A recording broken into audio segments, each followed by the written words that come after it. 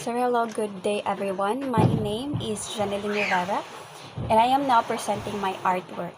So I have here, this is my artwork. So in making this one, I use seashells, sea stone, glue stick, glue gun, and of course for the color, I use Q-Tix since mora na available sa among balay. I named it Internal Companions. Actually, it's bird on takang buhaton, but mo ni siya ang kalabasan sa akong gibuhat. It's like an owl, two owl. So yes, I use color blue because blue, it symbolizes as our loved ones who are now resting peacefully in heaven. So yes, this two owl, it symbolizes as the two person in my life who passed away.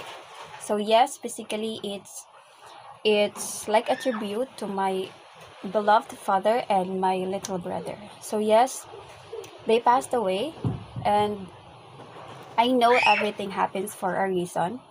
Though their passing brings us sorrow, it also reminds us the beauty of life, the love, and the memory we carry within sa katong naapa sila diri sa kalibutan. They may be gone from sight, but I know that they are watching me, they are guiding me, and they are supporting me in silence. So yes, this artwork, it may be simple, but it has a deep meaning to me. So yes, that's all. Thank you so much.